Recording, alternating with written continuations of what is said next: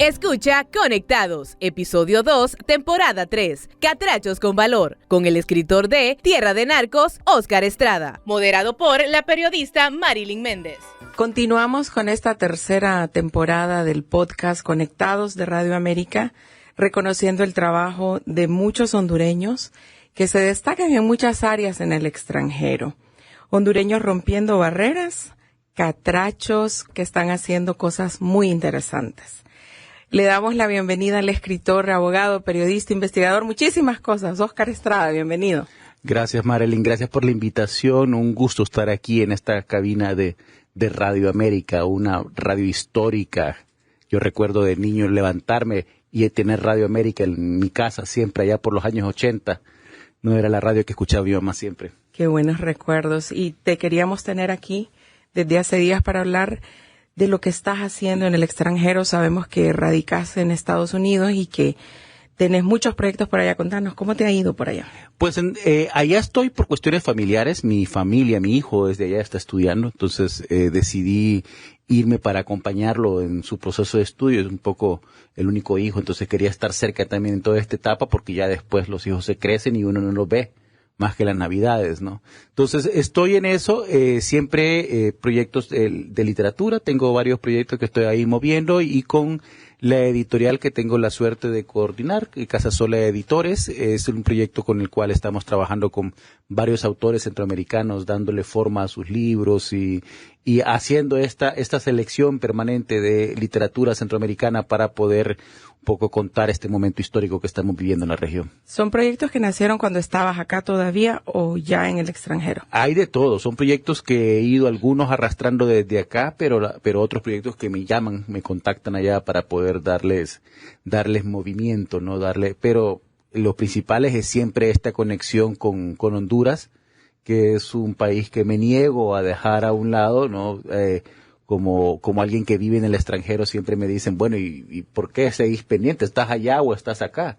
Y yo creo que la modernidad, el contexto en que vivimos como generación nos permite por primera vez estar en ambos lados, ¿no? Uh-huh. Aunque suene extraño, uno está viviendo afuera, pero si estuviera acá tendría la misma presencia, solo que quizás estaría más presente en algunos otros espacios, pero estamos en los dos lados. No huye Óscar Estrada entonces por escribir de narcotráfico en el país y se tiene que ir, ¿no? No, en ningún momento me he sentido amenazado por ninguno de los actores. No, tengo que reconocer que es un libro que ha recibido mucha atención, no, mucha atención positiva también, por tanto por los lectores. Ha habido un par de personajes que me han reclamado, ¿no? Aparecer en el libro. Uno de ellos fue precisamente aquí en Radio América. Y que bueno, las cosas se han ido resolviendo un poco por el curso del tiempo. ¿De quién se trata? Del capitán Santos Orellana. Recuerdo que una vez en un programa con Colindres, él reclamó aparecer en el libro y me dijo que me iba a demandar por haberlo mencionado en el tema del narcotráfico. Yo le dije que bueno, pues que los recursos legales siempre están ahí. Pero ahí, usted lo dijo en Radio América. Sí. Y entonces al final, él tiene un problema legal que tiene que resolver y yo no tuve nada que ver con eso. Sí. Bueno, y es que estamos hablando del libro Tierra de Narcos, el libro jamás escrito en Honduras de narcotráfico.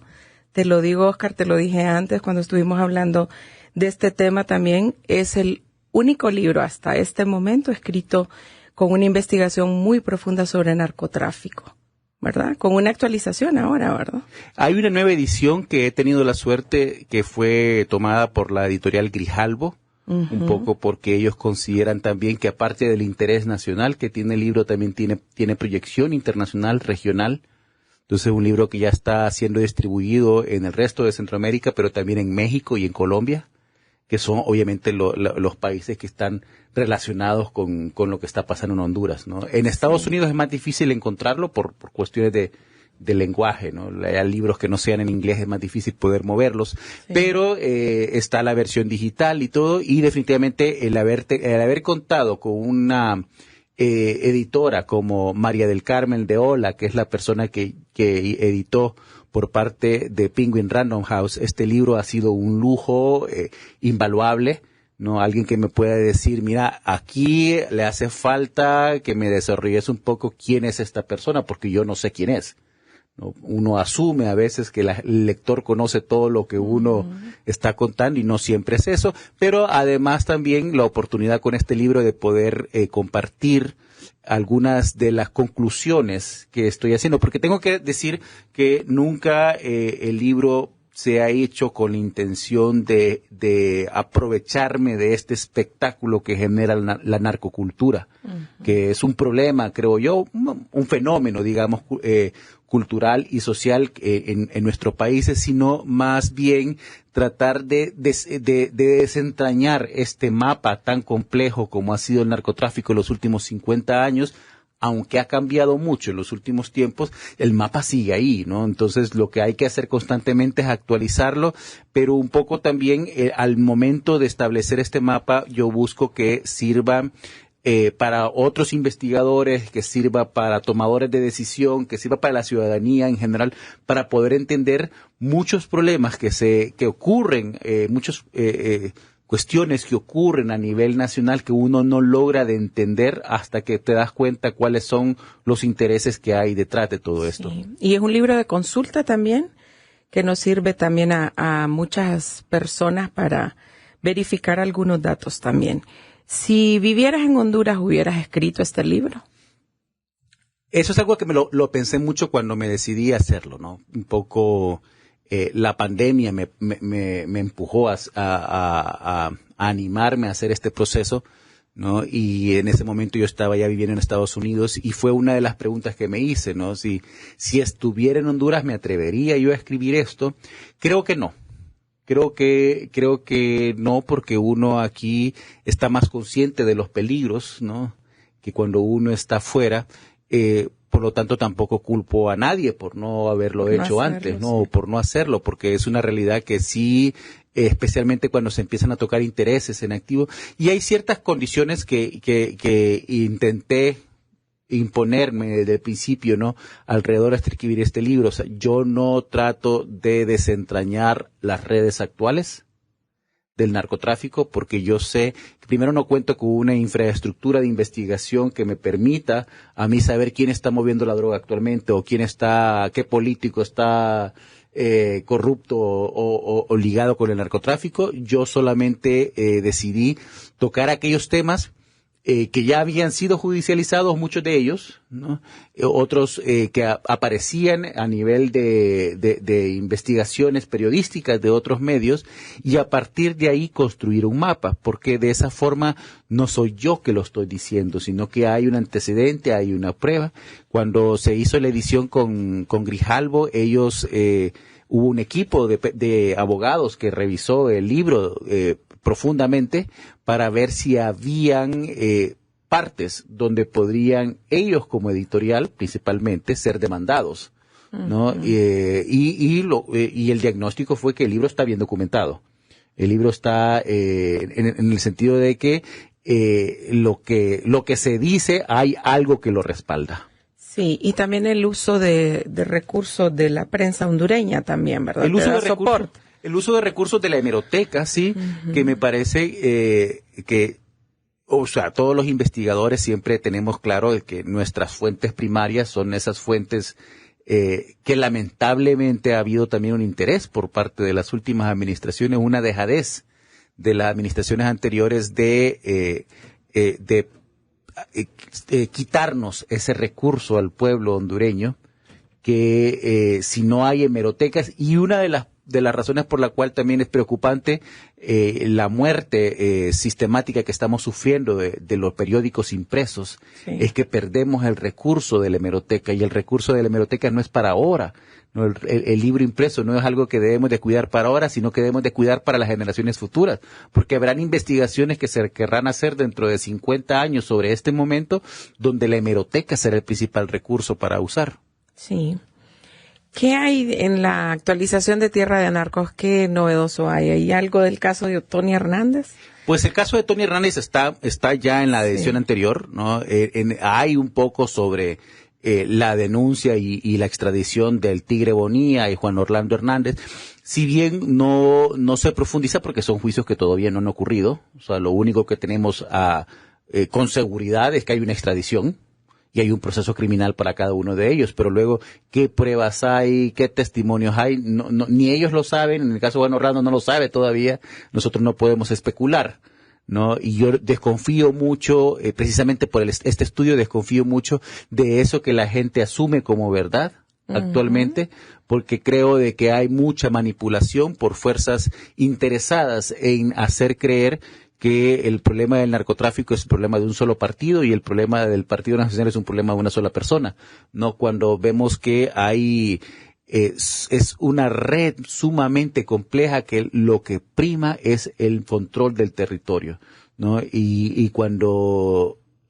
yo decía en un conversatorio hace poco precisamente sobre este libro, si el Partido Liberal hubiera continuado en el poder después del 2009, ¿no? Que le tocaba al gobierno de Elvin Santos y todo, estos casos de extradición que estamos viendo ahora hubieran sido liberales, ¿no? Porque el narcotráfico no tiene partidos políticos, no tiene preferencias ideológicas, sino que el narcotráfico busca aquella persona, aquella organización, aquella institución que tienen acceso al control del territorio que le permite tener éxito dentro de su negocio. Entre las cosas nuevas que se comparten es precisamente una conclusión que tengo yo de una tesis, ¿no? Que yo espero que sirva como herramienta para profundizar en ese debate con otros pensadores, porque está en un área que yo no suelo conocer, como el área económica, la historia económica de Honduras, y es donde yo estoy explorando, porque creo yo que el tema del narcotráfico no puede hablarse únicamente desde la perspectiva penal, desde la perspectiva judicial, sino que tiene aristas culturales, ya lo mencionamos anteriormente, y también tiene aristas económicas, ¿no? Es una fuerza económica tan fuerte que ha movido la estructura del poder que venía siendo dominante en la historia de nuestro país en los últimos 50 años hasta el 2006, que es precisamente cuando cambia,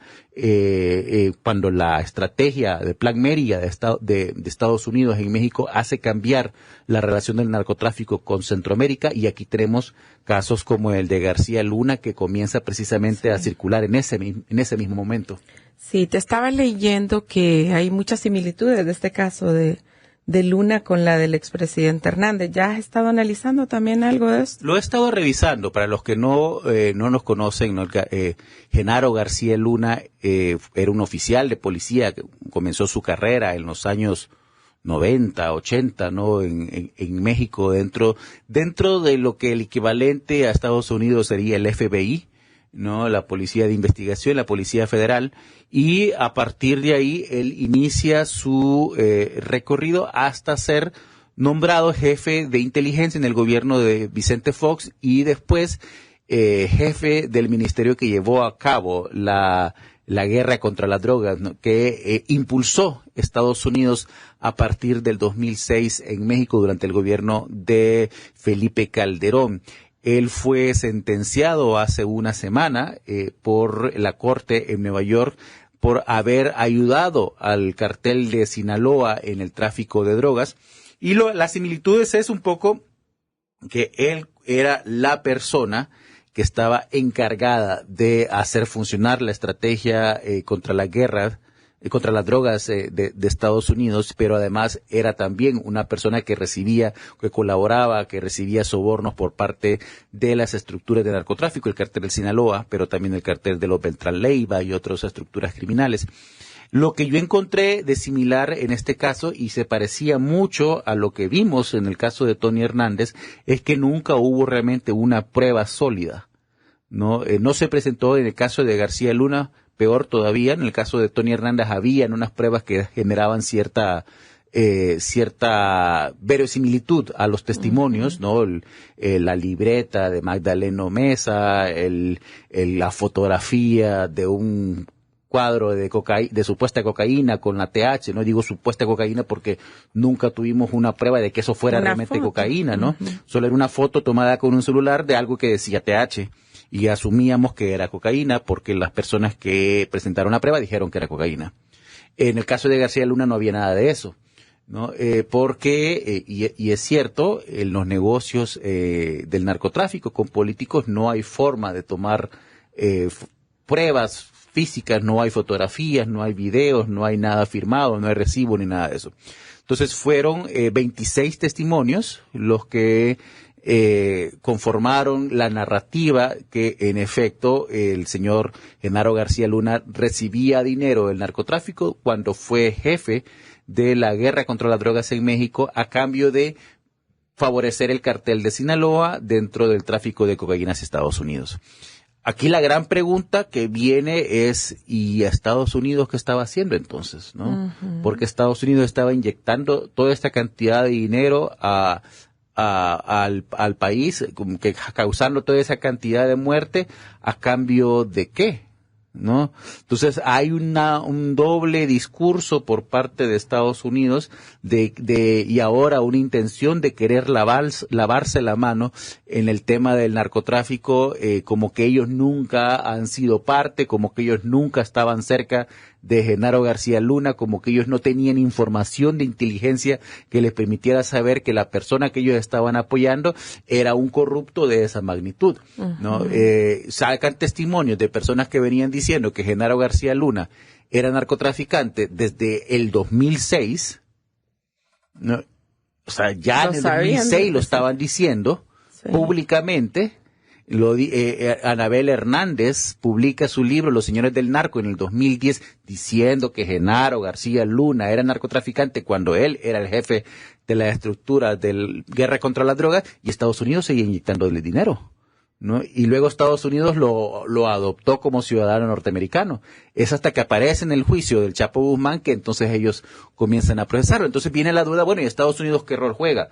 ¿Y cómo podemos saber que la persona que está ahorita llevando la guerra contra las drogas en Honduras, en Guatemala, en México, no es parte de los carteles de narcotráfico? Sí. Bueno, también recordar, Oscar, aparte de ser escritor, guionista, es un apasionado del periodismo y le da cobertura a los juicios en Nueva York. Tuvimos la oportunidad de compartir ahí en un juicio. ¿Ya te estás preparando para este juicio de septiembre? Yo ya quiero que comience. ¿Por qué? Porque ya quiero terminarlo también. También porque tenés un libro, sí, ¿verdad? Estoy siguiéndole, dándole cobertura a este juicio un poco porque es continuación del juicio de Tony Hernández también. Entonces yo imagino... ¿Está planeando hacer un libro de los hermanos Hernández o solo de Tony Hernández? A mí me interesa poder explorar en un libro. Difícil poder saber sobre qué va el libro porque normalmente cuando yo me siento a escribirlo no sé realmente de qué es lo que va a terminar, ¿no? Pero definitivamente el juicio de Juan Orlando Hernández va a dar mucho para contar, ¿no? Más allá de lo que salga en la cobertura diaria, que seguramente será con mucho detalle desde la prensa hondureña, y imagino que ya vamos a llenarnos de periodistas en esa sala, pero también me interesa un poco saber esta relación que hay del narcotráfico con la política y el rol que juega la agencia de la DEA, en Estados Unidos, ¿no? Ese conflicto que empezamos a olernos a la hora de estar cubriendo el tema de Juan Orlando Hernández, el conflicto entre la DEA y la CIA, ¿no? Que ya lo vimos reflejado anteriormente en el caso de Honduras cuando se secuestró, porque no fue extradición, se secuestró a Ramón Mata Ballesteros del territorio hondureño en el 88, de lo cual también hablo en el libro. En esta segunda edición incluso profundizo un poco más en este secuestro del señor Mata Ballesteros y cómo nunca hubo prueba de que él participó en el crimen por el cual lo acusaron. A él lo acusaron, aparte del tráfico de cocaína, principalmente por la muerte del agente Quique Camarena. Nunca hubo prueba de que él fue parte, ¿no? Sino que lo que encontraron fueron ADN de él en la casa donde fue asesinado el agente de la DEA y por eso se le se le vinculó con ese crimen, ¿no? Por haber sido parte de la estructura, porque si estuvo en esa casa de habitación era parte de la estructura. Pero además también él era el eje central en esta operación que luego se supo del Irán Contras, donde la CIA, la Agencia Central de Inteligencia, movía o permitía el movimiento de cocaína hacia Estados Unidos del cartel de Cali, del cartel de Sinaloa, y el cartel de Guadalajara con el intermedio de Ramón Mata Ballesteros a cambio de traer de Estados Unidos cargamentos de armas que venían para la contra nicaragüense. Entonces había una intención política de fortalecer la contra y de atacar el gobierno de Nicaragua en aquel momento durante la Revolución Sandinista, y eso les como había además una prohibición por parte de Estados Unidos para financiar la guerra, entonces lo hicieron a través de estos canales ilícitos. Y la prueba ahora confirma de que la razón principal para el arresto y encarcelamiento de por vida de Mata Ballesteros era precisamente silenciar esa información que él sabía, esa colaboración que él tenía con agentes de la CIA en su momento para poder fortalecer la contra nicaragüense. Entonces, creo que hay similitudes con el caso de Juan Orlando Hernández. Creo que una persona a ese perfil, a ese nivel, tenía otro tipo de relación con la agencia de inteligencia, y es precisamente lo que la estrategia de la defensa busca ahora revelar cuando está pidiendo que se desclasifique esta cantidad de documentos. Sí, eso te iba a preguntar. ¿Estás con ese interés de saber qué va a presentar la Fiscalía? ¿Qué documentos se van a desclasificar? Sé que hasta el momento la Fiscalía no ha entregado pruebas. El hombre lo tienen ahí durante un año y luego alguien dijo acertadamente ahora en un foro de televisión, bueno, entonces ¿qué prueba se presentó cuando se le extraditó? Porque se supone de que cuando se le extradita a una persona, en el proceso de extradición se presentan las pruebas, ¿no? Y con el entendido de que son razonables para poder merecer la extradición de esta persona, pero hasta el momento ellos no han presentado pruebas a la y eso corte. Que están analizando no sé cuántos terabytes, que no sé qué, ¿podría ser? Podría ser, es que ellos tienen ahorita el control de todo eso. Definitivamente el señor Hernández no tiene una tarea fácil en este juicio, tiene un 95% de ser condenado, ¿no? Para ponerlo en números así de manera superficial, ¿no? Pero hasta el momento lo que sabemos es que no ha presentado pruebas. Ahora tienen ya una fecha, vamos a ver a esa fecha si responden. Seguramente todavía no sabremos qué presentan, eso será algo que conoceremos hasta el juicio, pero también la defensa tiene, yo creo que el señor Hernández ha tenido suficiente tiempo para preparar su estrategia de defensa, ¿no? Ya para el 2019 que se dio el juicio de Tony Hernández, era claro que el objetivo siguiente era él. Uh-huh. ¿No? Si tuvo el 2020, 21, 22 para preparar pruebas, es ingenuo pensar que no lo hizo. Y él no ha presentado pruebas porque quien presenta pruebas primero es la Fiscalía. Sí. No, entonces vamos a ver ahorita ya en este juicio, esta etapa de tratar de presentar pruebas y de recusarse mutuamente, porque ambas partes tienen que aceptar la prueba antes de irse a juicio, y luego vienen los documentos desclasificados de la CIA, que tienen todo un procedimiento que no es tan fácil como ir a pedir que se hagan, porque muchas veces son operaciones en activo, ¿no? Que están todavía ejecutándose en el país, por lo tanto tiene que haber un procedimiento para proteger a los agentes, para proteger a los informantes, para proteger el conocimiento de la información, y eso es precisamente lo que estará haciendo esta nueva abogada del equipo de Hernández. Interesante. Entonces estarías esperando el desarrollo del juicio del expresidente para escribir sobre este caso. Así es, primero darle cobertura. Darle cobertura para poder dar a conocer a la ciudadanía qué es lo que está pasando en el día al día, pero luego de eso ya comienza el trabajo de ver, de escudriñar cada información que salga ahí y darle la profundidad necesaria para poder entender esta red tan compleja, ¿no? Y este personaje tan complejo históricamente en Honduras como es el expresidente Hernández. Sí, y sobre los juicios que están en curso en Nueva York o en Estados Unidos, ¿qué otro te llama la atención que podría? Me llama la atención el caso del Tigre Bonilla, ¿no? El Tigre Bonilla, porque yo creo que o sea, yo la primera vez que yo escuché hablar del Tigre Bonilla fue en una manifestación, campamento, toma que se hizo en la carretera que conduce a Las Manos, a la frontera de Las Manos, ¿no? En el 2009, cuando el presidente Zelaya estaba queriendo ingresar al país, que una gran cantidad de personas se movilizó hacia esa zona para recibirlo, porque tenían la idea de que si llegaban 10,000 personas, iban a poder acompañarlo y de esa forma ingresar al país. Todos recordamos ese incidente, ¿no? Entonces yo fui como periodista a darle cobertura a ese evento y recuerdo que en algún momento algo cambió en aquel ambiente festivo que había en ese lugar. Y cuando yo pregunté a uno de los manifestantes que qué pasaba, y él me dijo, acaba de venir el Tigre Bonilla. Entonces fue la primera vez que yo escuché ese nombre. Yo no sabía quién era y a partir de ahí comencé a averiguarlo y comenzaban a decirme que esta era el matón que tenía la policía para controlar este tipo de actividades, ¿no? Esa noche murió una persona, esa noche murió Pedro Magdiel, y las personas que estaban allí no dudaron en culpar al Tigre Bonilla de esa muerte.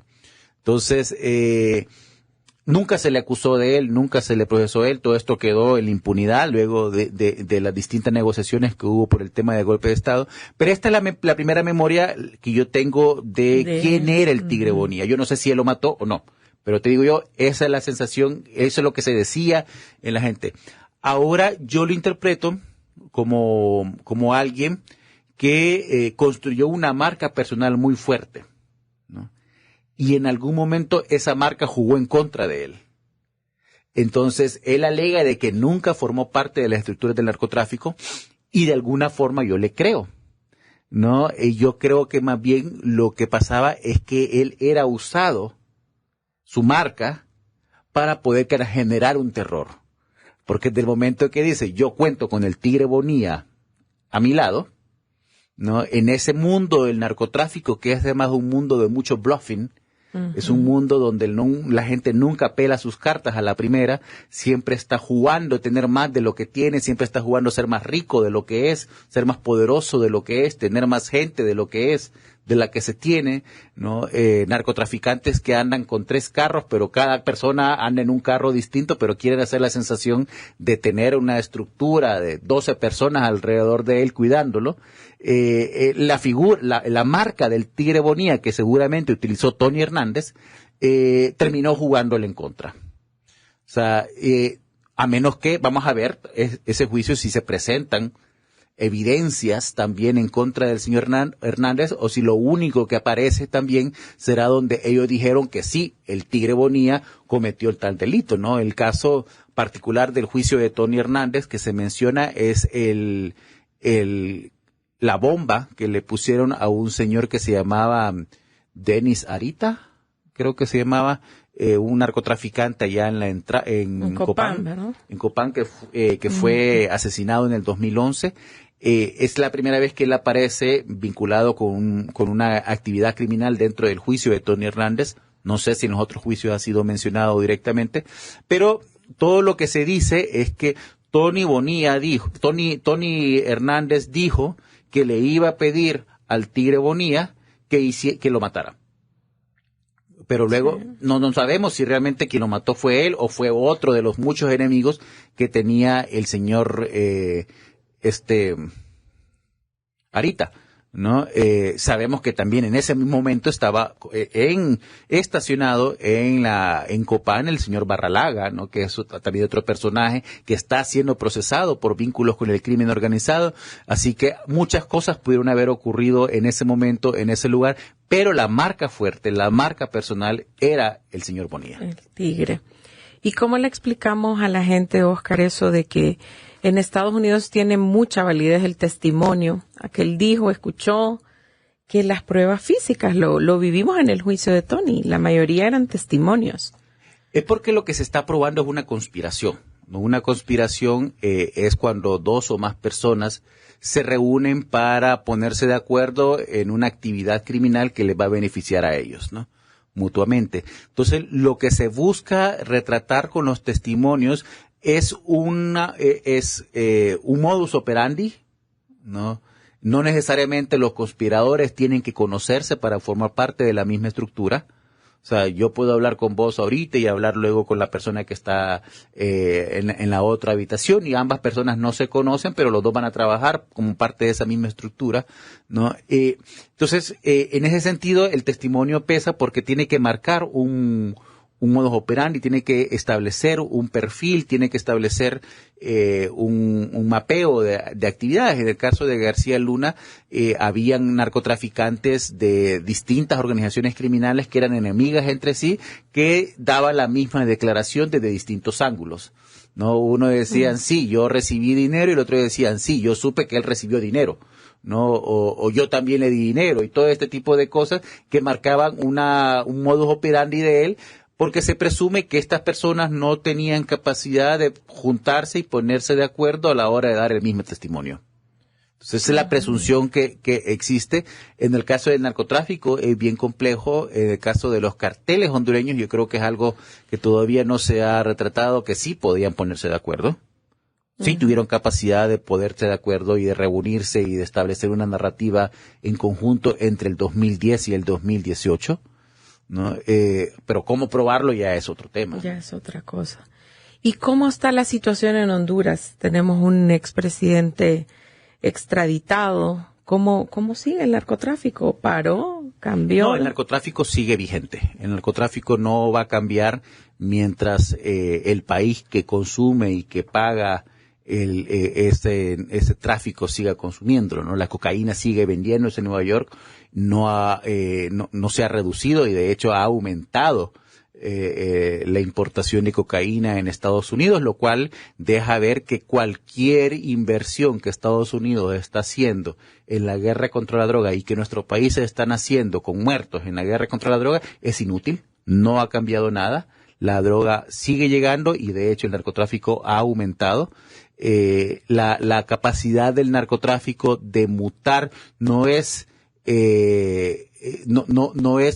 como consecuencia de la guerra contra la droga, sino que ya es parte de los carteles. O sea, los carteles que más sobreviven son aquellos que son capaces de poder mutar más fácilmente, más rápidamente, para sortear todas estas estrategias que establece Estados Unidos en su guerra contra la droga. Por lo tanto, ellos tienen la ventaja, ¿no? Cuando Estados Unidos establece un tipo de persecución, una política de Estado para destruir los carteles ya han cambiado su forma de trabajar. O sea, ya los carteles en Honduras mutaron mucho de lo que eran hace un año o hace 2 años, y lo estamos viendo actualmente. O sea, esas plantaciones que se siguen descubriendo en Olancho, en Colón, que no estaban hace 5 años, son producto de esa mutación que está teniendo el narcotráfico, ¿no? Y obviamente cuando se encuentran 100 hectáreas de sembradío, hay 1000 hectáreas más que no se han encontrado, ¿no? Y a saber hace cuánto año que se está produciendo esa cocaína en nuestro país y que se está exportando, ¿no? Luego no aparecen quiénes son los dueños de esos sembradíos. Aparecen los guardias, las personas que la cuidan, pero no aparecen quiénes son los dueños. Entonces vemos cómo debemos suponer que están activos, que están en la política nacional, que están en las estructuras de seguridad, que tienen relaciones, porque de eso depende su éxito comercial. Sí, en este mismo podcast estuvimos conversando con el secretario de Seguridad, Ramón Savillón, y nos decía de que sí, ha bajado el narcotráfico. Incluso le preguntamos sobre la zona roja de Copán, Lempira, y dijo de que sí hay una baja en las cifras de narcotráfico, incluso de violencia. ¿Crees vos? Yo creo que él tiene que decirlo. No, yo creo que eso es lo que él tiene que decir, porque no nos va a venir a decir acá en el podcast, mire, ha sido un fracaso toda la inversión que hemos estado haciendo, ¿no? Esa es la respuesta que él tiene que dar. No podría dar otra respuesta. Yo creo que hay 2 diferencias entre se ha aumentado las incautaciones y ha bajado el narcotráfico, porque las incautaciones también pudieron haberse aumentado porque ha aumentado el narcotráfico, ¿no? Yo creo que el determinante final no es lo que nos diga el ministro de Seguridad acá, que es una figura interesada, es cuánta droga pasa al otro lado, cuánta droga se ha incautado en Guatemala, ¿no? ¿Cuánta droga se ha incautado en los últimos años en Guatemala? ¿Cuánta droga se ha incautado en México que proviene de Honduras? Y veamos a nivel estadístico si ha habido un aumento o no ha habido una reducción. Porque el ministro puede ser que él dice que se ha reducido porque no lo ve, pero a lo mejor está llegando a Guatemala. Entonces, aquí es donde tenemos que comparar los datos de los países vecinos para poder saber cuánta droga está saliendo pasando por Nicaragua, cuánta droga está pasando por Costa Rica, ¿no? Y poder entender realmente cuánto está pasando por Honduras. El problema es que como son datos que no son fáciles de conseguir, ¿no? Y que cada uno de los distintos actores que presentan estos datos también lo hacen desde una visión sesgada, ¿no? Obviamente no podemos confiar en la información únicamente de la policía. La policía es un actor importante a la hora de establecer el resultado de la guerra contra las drogas, pero no es el único actor y no puede ser la única fuente que nosotros creamos. Sí, hablando de fuentes, Oscar, tu fuente en Tierra de Narcos falleció, ¿verdad? ¿Habías quedado en algún acuerdo con él de publicar después de su muerte algo así como lo de Anabel Hernández en El Traidor, que publicó después de la muerte del abogado que le dio la información, o no? No, nunca acordé, y de hecho ocurrió más a nivel yo me enteré que él había muerto precisamente cuando yo estaba ya revisando el material que yo tenía para poder publicarla. No, es una muerte que realmente lamento mucho porque creo que al final es una generación que se pierde de hondureños, una generación que yo no dudo en reconocer como unos genios de la logística. Si a vos te dan 100 kilos de cocaína de Colombia para mover a México, no vas a saber cómo hacerlo, ¿no? Y ellos han sabido cómo crear una estructura ilegal, ilícita, criminal, claro que sí, pero que si esa energía y ese talento hubiera sido utilizado para algo positivo para el país, quizás le hubieran hecho mucho bien al país, ¿no? Lamentablemente toda esta generación de hombres y mujeres se ha perdido y ese fue el caso de él, ¿no? El libro tampoco trata sobre él, ¿no? El libro trata sobre el narcotráfico como un problema general, ¿no? Yo no estoy queriendo profundizar en las relaciones de esta persona con tal, porque considero de que es un fenómeno coral, no es un fenómeno individual, y por lo tanto tampoco yo considero que la solución puede ser individual, ¿no? Yo creo que el narcotráfico en la política no es un problema de Juan Orlando Hernández o del Partido Nacional, es un problema del país, ¿no? Por lo tanto, para buscar soluciones tenemos que entender que el narcotráfico va a buscar todos los partidos políticos o el que esté en el poder y va a encontrar la forma de establecer esa conexión, porque de eso depende su éxito. Sí, y siendo un negocio rentable, como se ha dicho también. ¿Sigue vigente el dicho de que así como cambia el partido en el poder, cambia el cártel también? Bueno, lo que hemos visto que hay figuras en los tres partidos políticos principales que se han visto vinculadas, ¿no? Hay acusaciones, ¿no? Se habla incluso de una antigua relación de parentesco de la actual electa presidenta de la Corte Suprema de Justicia con Ramón Mata Baldurraga, ¿no? La cual nadie tampoco se ha encargado por la parte oficial de desmentir, ¿no? O sea, hay unos vínculos que no es de extrañarnos, ¿no? El narcotráfico va a los mismos clubes, va a las mismas fiestas, entra a los mismos restaurantes, usan los mismos resorts que utilizan todos los ricos de Honduras, ¿no? Entonces, en esos lugares, pues se conocen y se hacen alianzas y se establecen acuerdos y colaboraciones y todo eso, ¿no? Tanto a nivel lícito como ilícito, porque también los narcotraficantes tienen una vida lícita. Y también dentro de esa vida ilícita ellos establecen relaciones comerciales con personas lícitas, ¿no? Entonces poder saber hasta dónde está el acceso del mundo criminal es más complejo.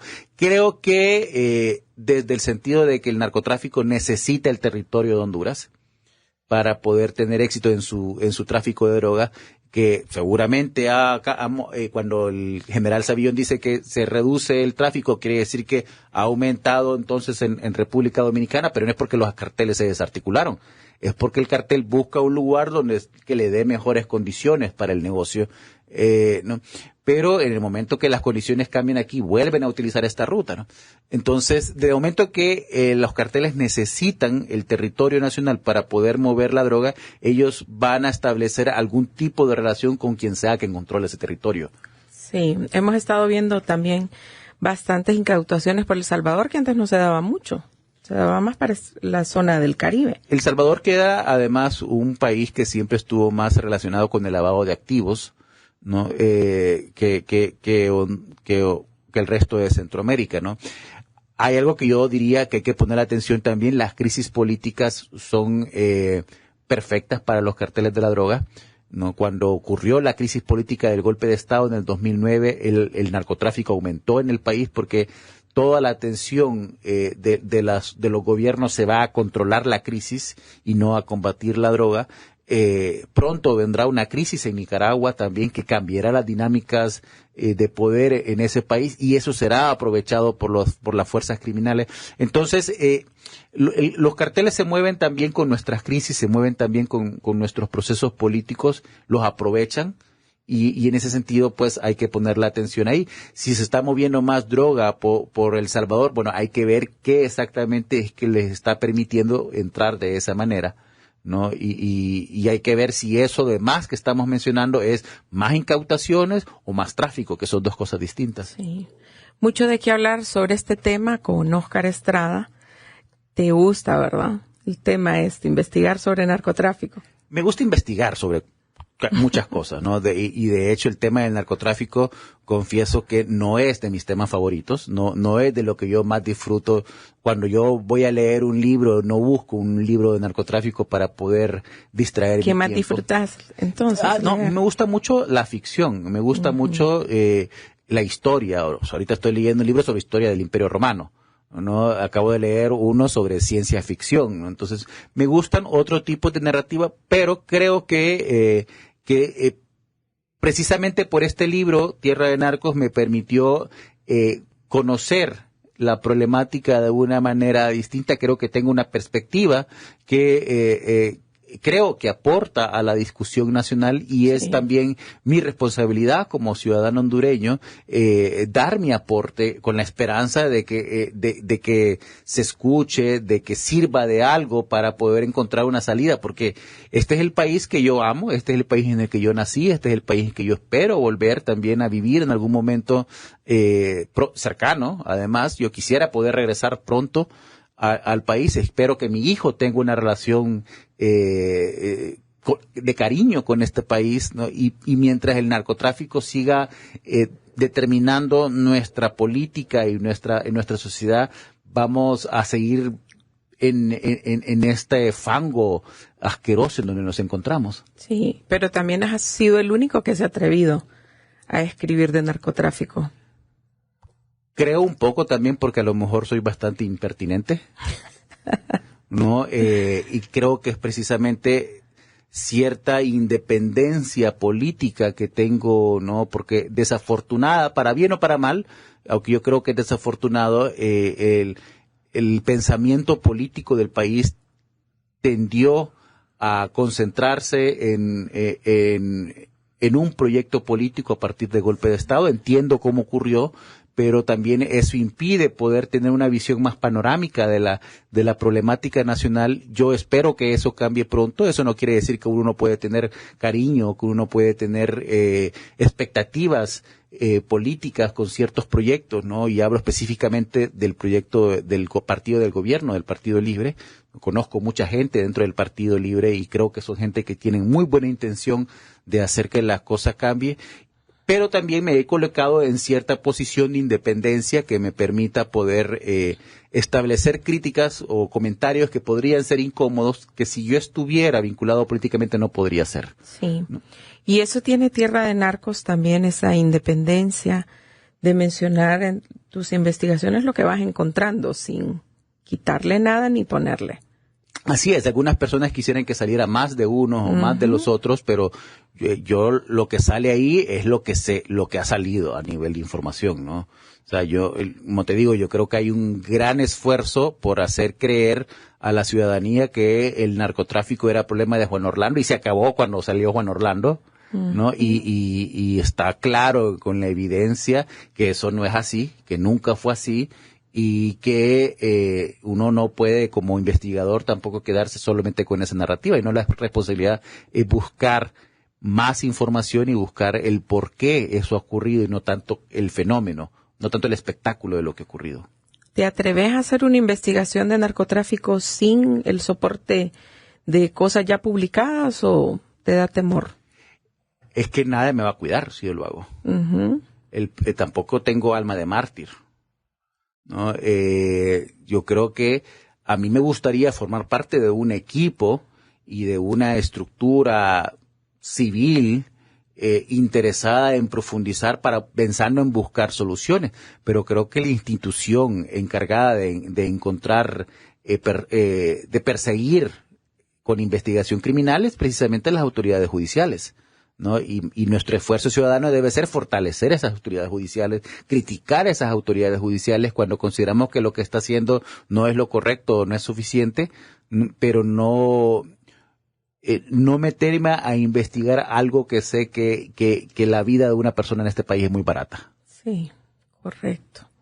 Bueno, y vamos a aprovechar que está Óscar Estrada para preguntarle qué hay detrás de esa ley de extradición y eliminar el auto acordado. Pues mira, yo creo que es importante, creo que sí se debe revisar el auto acordado. Creo que las condiciones, precisamente por las condiciones en que estaba el país en el 2012, no permitieron una discusión más amplia de la ley de extradición, sino que fue tanto el Congreso Nacional como el gobierno de Pepe Lobo fueron forzados por parte de Estados Unidos a aprobar esta ley, y esa amarre que le hicieron también se debía a que el gobierno de Pepe Lobo fue un gobierno debilitado internacionalmente por la crisis del golpe de Estado.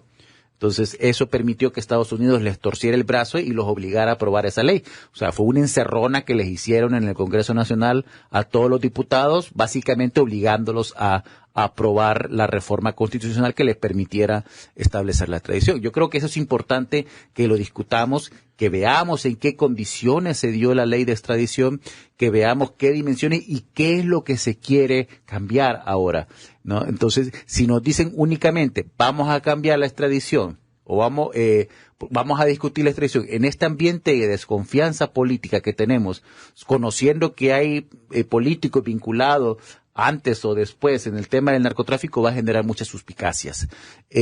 Como te digo, creo que se debe de revisar, pero creo que ya de hecho ya es algo que dijo Jorge Calix cuando fue brevemente presidente del Congreso Nacional en el 2022, ¿no? Él dijo que era necesario hacerlo y yo estoy de acuerdo, es necesario hacerlo como país, como instancia, como país soberano que somos, ¿no? Pero también requiere, antes de revisar la extradición, revisar por qué la extradición es necesaria, ¿no? Obviamente el sistema judicial es un sistema sumamente debilitado, no confiamos en el sistema de justicia hondureña, porque creemos que el sistema de justicia hondureño solo favorece a los más ricos y a los más poderosos. Hay mucha impunidad, hay mucho manoseo de las leyes, y este gobierno también es responsable de esa impunidad y de ese manoseo desde que se aprobaron pactos de impunidad, ¿no? O amnistías políticas para personas que estaban siendo procesadas.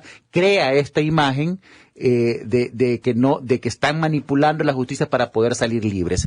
Entonces, no sé cuándo será el momento para hacerlo, cuándo será el momento para entrar esto, pero debe de acompañarse con una verdadera discusión a nivel social de qué es lo que se quiere hacer y por qué se quiere hacer. Sí, podría ser un distractor también en este momento. El problema con los distractores es que es bien difícil saber cuál de todas las crisis es el distractor y cuál de todas las crisis es la importante, ¿no? Porque siempre tenemos 3 o 4 crisis haciendo malabares, y tú que estás en la prensa sabes, uno está manejando 3 o 4 crisis simultáneas, y cuál es la que nos distrae y cuál es la real. Entonces, cada una hay que tratarla como que fuera real, ¿no? Yo creo que si no hay reacción de la sociedad civil, si no hay reacción de la prensa, no tengamos duda de que van a cambiar la extradición en la cual y hacer lo que ellos les dé la gana. Uh-huh. Entonces, comencemos un poco entendiendo qué pasó con el acuerdo, con el acto acordado del 2012, qué pasó con la extradición, en qué condiciones se aprobó en 1910, 12, no me acuerdo cuándo fue que se aprobó la extradición originalmente. Es un proyecto de hace más de 100 años. ¿Y qué es lo que es?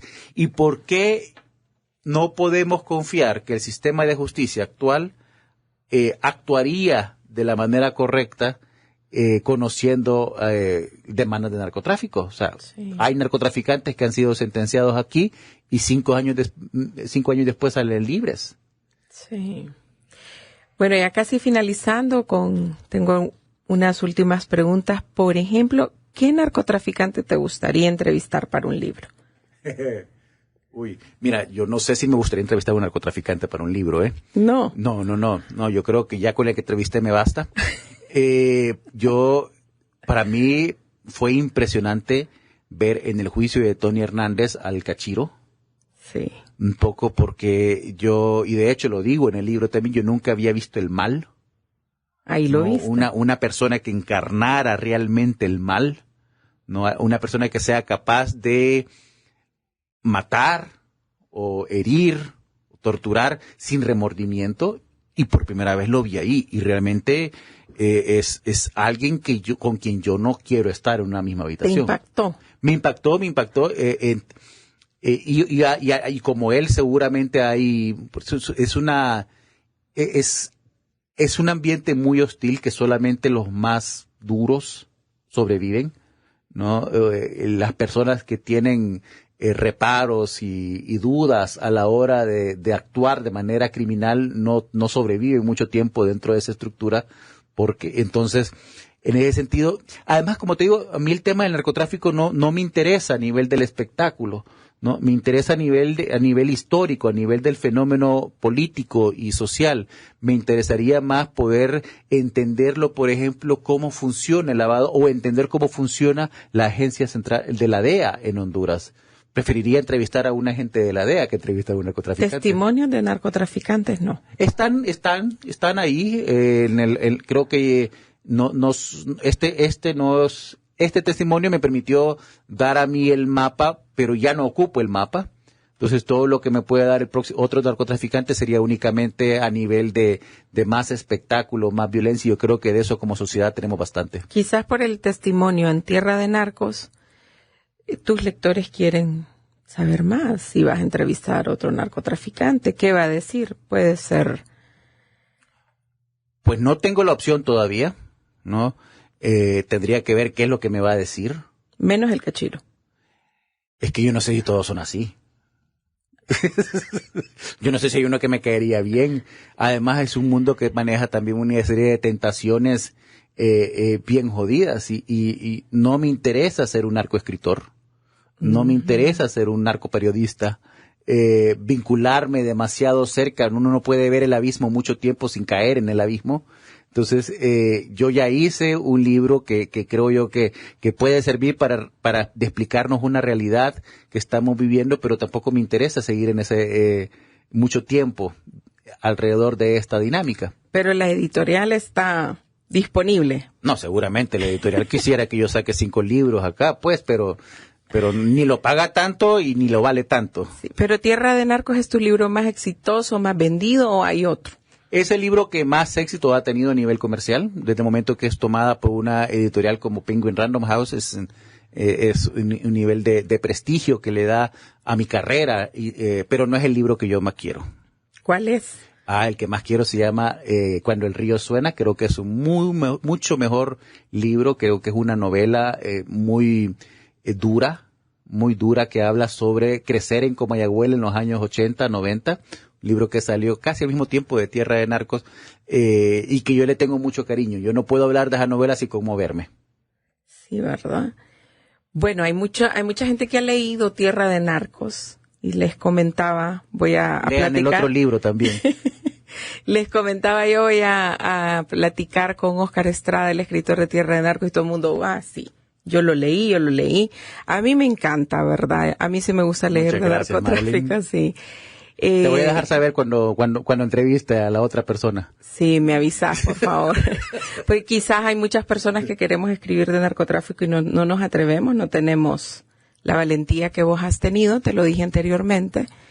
Y pues, qué encantada estoy de que Oscar nos ha visitado, que muchas gracias. Viene desde el extranjero a tomar el pulso a la gente aquí, ¿verdad? Tomarle la temperatura, todo le toco la frente antes de irme. Sí, pero bueno, esperamos que sigas con la información que brindas desde Estados Unidos, que aquí en Honduras tenemos mucho problema con la cobertura de los juicios en Estados Unidos, de las audiencias, y nos has ayudado muchísimo, principalmente con lo del idioma, que es complicado. También con Oscar cubrimos para otros medios de comunicación el juicio de Juan Antonio Hernández y fue una enorme experiencia. 3-4 semanas. ¿Cuánto va a durar el juicio de Juan Orlando? ¿Será como el del Chapo Guzmán que duró 3-4 meses? Yo no creo que va a durar tanto, no podemos saber. Creo que por estrategia la Fiscalía siempre busca que los juicios sean cortos, que sean rápidos, ¿no? Ellos lo llaman thin to win, ¿no? Adelgazar para ganar. Precisamente presentar solamente la cantidad de testimonios suficiente para establecer la narrativa, sin exceder, porque si se presenta mucho tiende a cansar al jurado, no una vez que se vuelve repetitivo. Yo calculo que va a ir durando alrededor de unas 3-4 semanas, una vez que comience ya el juicio. Interesante. Bueno, y sobre los podcasts, Oscar ya me había dado una opinión acerca de esta innovación de Radio América, pero ahora la quiero pública, que todo el mundo sepa que sí nos escuchás. Claro que con sí. Esta innovación. ¿Qué te parece? Me parece muy bien, los felicito realmente. Creo que el podcast es una herramienta muy útil, especialmente para aquellos que no tenemos la suerte de tener nuestro radio para conectarlos en el dial. Yo la escucho muy seguido, siempre te escucho a vos, escucho a Colindres también en los distintos podcasts y ahí estoy, no siempre de acuerdo en los programas, pero de eso se trata. No, excelente. Y gracias, Oscar, por la visita. Estamos a la orden. Cualquier información sobre narcotráfico, que estamos pendientes. Siempre un gusto tenerte en Radio América. Muchas gracias, Marilyn. Muchas gracias a Radio América y todo el lindo equipo que tienen acá también montado. Y compren Cuando el río suena. Cuando el río suena y del escritor de Tierra de Narcos. Bueno, es que no lo podemos ocultar, ¿verdad? Es uno de mis libros favoritos y lo leí en 3 días. Hoy lo voy a terminar de leer por segunda vez en la noche, así que es un libro muy recomendado, pero ya también Oscar nos ha dicho toda la colección que tienen, ¿verdad? Es un gusto estar con ustedes en esta tercera temporada de Conectados, este podcast de Radio América, donde estamos hablando con catrachos con valor. Vamos a estar en toda esta nueva tercera temporada entrevistando a varios personajes, como Oscar Estrada, ¿verdad? Un hondureño que ha tenido mucho éxito en el extranjero y también regresa a contar todos sus triunfos aquí al país. Son hondureños rompiendo fronteras, barreras y estigmas también, abriéndose en uno de los mercados mundiales más difíciles, ¿verdad? Triunfar en otro país es muy sacrificado, así que estamos muy contentos.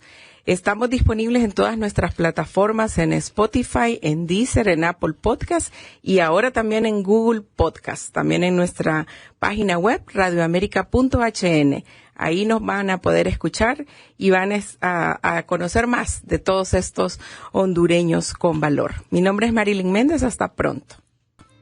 Conectados. Análisis. Entrevistas a profundidad con actores de la vida nacional, temas sociales, país y política. Moderado por la periodista Marilyn Méndez. Podcast Radio América HN en Spotify, Deezer, Apple Podcast. Podcast Radio América HN.